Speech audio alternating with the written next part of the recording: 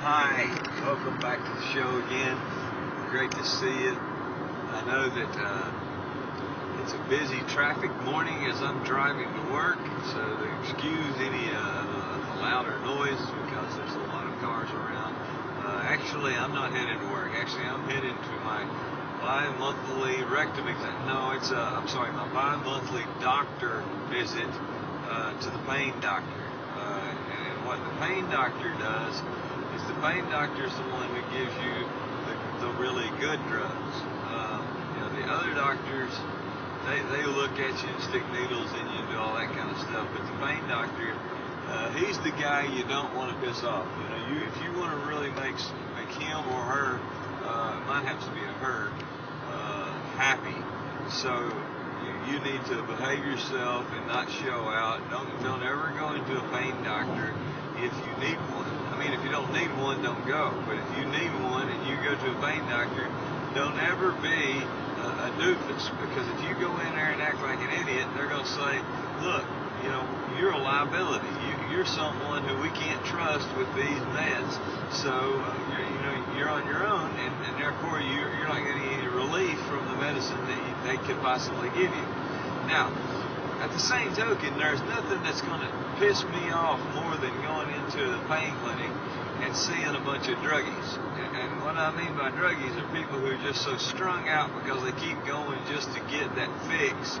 I don't doubt that they're in pain, but they're not in pain to the point where it's just one of those crippling levels. It's just the fact that they've got hooked at some point.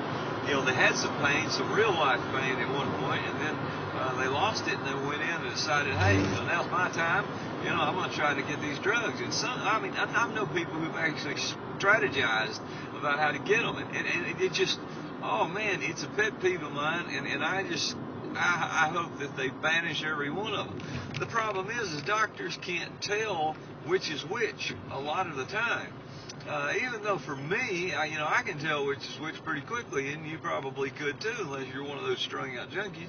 But for the most part, they can't be certain of who actually needs it and who actually doesn't. So they have to put all these conditions and use their judgment and all these things to make sure that they're not liable and there's no liability when they give you these medications. So, I've got to take the doctors off the hook just a little bit, just because there are so many people who do abuse it, and the abusers just tear me up because the abusers cause me more pain than the doctors alone do. And the doctors themselves might actually have the ability to help me, only they will only take it so far because of the abusers. I have pain to the point where it is constant. It doesn't stop. It's like a bee sting in the back of my head. I know it's nerve damage. I know it's on my brain. Certain things they know. What they don't know is they don't know how to stop it. They don't know how to minimize it. They don't know how to make it go down. So the only thing that's left is drugs to try to make me comfortable for whatever the rest of my life is. Okay, that's fine. Let's deal with that. But they need to give me enough drugs to make me comfortable. And when they get to the point where I'm not comfortable, now you say, well, any of those medications you're going to get used to. And I agree with you. So here's my recommendation. Get you one of these things that has a weekly deal, and lay out and put every one of your medications in there that you're taking, morning, noon, afternoon, at the end of the day, however it is you take it, you go in and you fill this canister full exactly how you take the medicine. Take it exactly as it's prescribed.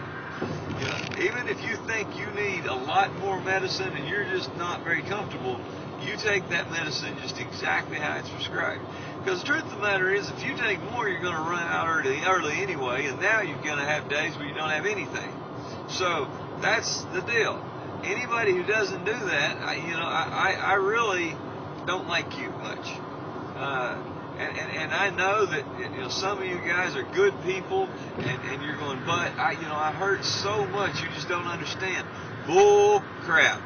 I've been hospitalized because I couldn't take the middle pain the pain was so bad. You know, the mental pain was worse than the real pain because the pain was so bad. And so, don't tell me I don't understand. I do understand, but I do also know that once you get to a point where you're stable, you need to stay stable. Don't go up and down. You know, don't take a bunch of drugs and get real high, and then then you're going to crash and get really low. What you've got to do is make the best out of your situation, especially if you're in a PM or pain management clinic. You've got to follow their instructions. Don't try to go to the emergency room and get a shot of morphine. You know, that's just going to banish you from pain clinic. So there's lots of common sense things that you can do to stay at a pain clinic if that's where you're at. However, I understand. I believe, if I had my vote, I would vote that they would just give you medical marijuana, write a prescription out. If you're in the kind of pain that I'm in, or other similar things like MS or cancer or other chronic ailments, if you got one of those things and they just absolutely know it's not going to be better, I think they should prescribe medical marijuana to everyone. But they're not going to do that. And so therefore you've got to understand how the system works in order to be able to get the best bang for your buck. And that's how you need to do it. Now this all may happen over a number of years, because unfortunately the first time you go to a pain doctor, he or she's not going to be likely to give you the strongest of medications. They're going to have to go through a process of making you prove that you are who you say you are and you do what you say you do, and they'll probably drug test you 2 or 3 times to make sure that you're being honest, and that's just their job. Understand that. I just wanted to do a podcast because this is an area where I've seen so many people fall apart. They get to the pain management, they get the chance to get some medication that will help them, they overuse it, abuse it, and then they lose the whole thing. So I hope that's not you. If it is you, you still have a chance to get yourself back on track. I encourage you to try. If you're not able and you're just so strung out, well then I'm sorry. There's nothing much I can do for you, nor can they do anything for you. But for most of us who have chronic pain and we're really in serious pain, I say get to that level, earn your spot at the pain clinic, and then abide by the rules. If you need to go ask for pain medicine or other medications later, after you've proven over months and months and months and even years that you can handle it, then, ask the question. It doesn't mean they're going to give it to you, but ask the question. It's your right as the patient. It's your right as the person who's paying their bill to ask that question.